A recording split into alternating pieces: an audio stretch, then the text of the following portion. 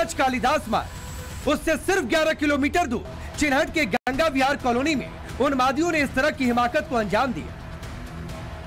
सोचिए कितने बुलंद होंगे पत्थर बरसाने वालों के हौसले, ये जानते हुए भी कि योगी का बुलडोजर आरोपियों को माफ नहीं करता। नारा बस अल्लाह अकबर अल्लाह अकबर। ये कौन लगाते थे लोग? बस यही जो बच्चे थे और इनके साथ में जो 20-25 लोग थे। हाँ। रोज बस इसी गली में। हाँ। जिस दिन हमने मूर्ति रखी उसके दूसरे दिन से। हाँ। तो मतलब इनकी दिक्कत ये थी कि ये क्यों कर रहा हो, ये समस्या है, क्योंकि ये ज्यादा लोग हैं, हम लोग कम हैं। हाँ। यही परेशानी है। गाली दे रहे थे, यहाँ क्या कर लेगे हम लोग को। हाँ। हम लोग ज्यादा लोग हैं। हाँ। क्या कर लोगे वहाँ, अल्लाह अकबर जय हुसैन खूब चिल्ला रहे।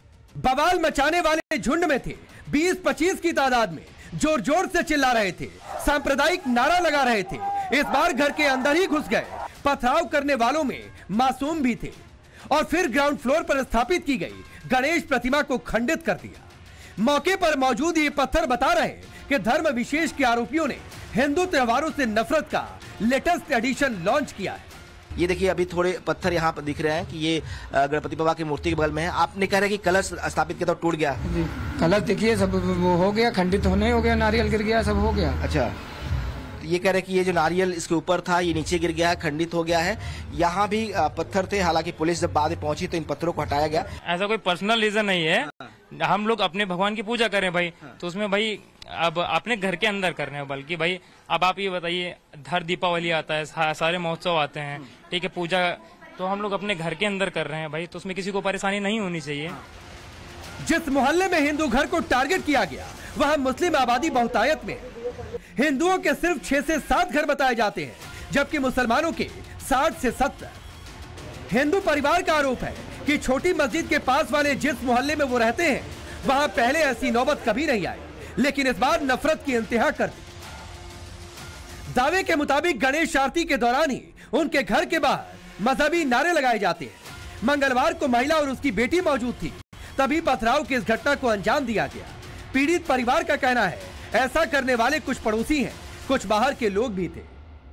जाते जाते धमकी दे गए कि मुंह बंद करना सीख लो वरना जीना दूभर कर देंगे। हरा झंडा इन्होंने मस्जिद से उठाया, बस निकला है। बस झंडे के पीछे से बस वे लोग चलाना शुरू कर दिए। बस वही या हुसैन करके वो लोग नारे लगा रहे थे। अच्छा, तेज आवाज में लगा रहे थे? जी बहुत तेज आवाज में। सर हम लोग जलूस वाले निकले हैं। पहली बार हुआ, इसके बगल में ये 5 साल से हम लोग रख रहे हैं, तो वहाँ कोई दिक्कत नहीं हो रही थी? वहाँ कभी कोई दिक्कत नहीं हुआ, मगर ये नीचे का पोस्ट पाया गया इसलिए उधम कर ले। हम लोग उस पर रखते हैं ना, इसलिए उस पर छत पे रखते थे पहले, मतलब दूसरी मंजिल पर। जलूस वाले आए निकले हैं, मतलब हम लोग कुछ ध्यान नहीं दिए। जब हमारा यहाँ प्रसाद बढ़ गया तो हम डेली झाके तो देखें मूर्ति कहीं फोड़ दिन घुम्मा डाठी चल गई, तब हम लोग उतर के गए। सूरत में बवाल की जो तस्वीर दिखी थी वो पूर्व नियोजित थी। लखनऊ का पैटर्न भी बिल्कुल एक जैसा है। सूरत में गणेश पंडाल पर पत्थर फेंकने से 2 दिन पहले प्लास्टिक के पाउच फेंके गए थे। लखनऊ में भी गणेश पूजा के दौरान हिंदू घर के बाहर मजहबी नारे लगाए गए। सूरत में पथराव करने वाले नाबालिग थे, वो नारे लगाते हुए भागने की कोशिश में थे। लखनऊ में पत्थरबाजी करने वालों में नाबालिग शामिल है, बाकी लोग भाग गए। सूरत के जिस सैयदपुरा में गणेश पूजा को टारगेट किया गया वो मुस्लिम बहुल इलाका है और लखनऊ में हुई घटना में भी मुसलमान ज्यादा संख्या में रहते हैं। सवाल है कि क्या ये सिर्फ संयोग है या फिर बड़ी साजिश की तरफ इशारा, क्योंकि अक्सर बड़े बवाल की स्क्रिप्ट छोटी छोटी घटनाओं के जरिए ही लिखी जाती है। चिन्हट का ये वो मोहल्ला है जहां पे कल शाम को पंडाल में गणेश आरती के दौरान कुछ उपद्रवियों ने पत्थरबाजी की घटना को अंजाम दिया है। आरोप है कि वो सभी इसी मोहल्ले के रहने वाले लोग हैं और ये वो घर है जहां पर जो है वो पंडाल घर के अंदर ये देखिए ग्राउंड फ्लोर पे जो है स्थापित किया गया था। इन लोगों का दावा है कि शाम को जब गणेश आरती हो रही थी उसी दौरान कुछ लोग यहाँ पहुंचे। लखनऊ के चिन्हट से अखिलेश यादव के आवास की दूरी भी 11 किलोमीटर के ही करीब है, यानी चंद मिनटों का फासला। लेकिन अखिलेश यादव इन सबसे अलग पीडीए खेलने में व्यस्त है। सोशल मीडिया पर एक ग्राफ के जरिए ये दम भरते हैं कि यूपी में जिनका एनकाउंटर हो रहा उनमें पीडीए से आने वाले सबसे ज्यादा है। अब अखिलेश के इस फॉर्मूले में चौरसिया परिवार फिट होता है या नहीं, यह अखिलेश ही तय कर सकते हैं, क्योंकि उनका नैरेटिव सियासी लकीर खींचने वाला होता है। बहरहाल रात 8 बजे यूपी की राजधानी लखनऊ में हिंदू परिवार के साथ जो कुछ हुआ उसने डर पैदा कर दिया है। स्थानीय लोगों ने इंसाफ की मांग की तो पत्थरबाजी का नाबालिग पैटर्न सामने आया। एक नाबालिग को पुलिस ने फौरन पकड़ लिया, बाकी आरोपियों की तलाश भी जारी है। मंदिर के ऊपर लगाया गया ये झंडा इस बात की गवाही है कि हिंदुओं से नफरत का चैप्टर शहर शहर नजर आ रहा। कच्छ के कोटरा जड़ोदर में खास समुदाय से जुड़े लोगों ने वही किया जो लखनऊ में देखने को मिला। गणपति पंडाल पर पथराव किया, मूर्ति खंडित कर दी। पथराव करने वाले 3 आरोपी नाबालिग।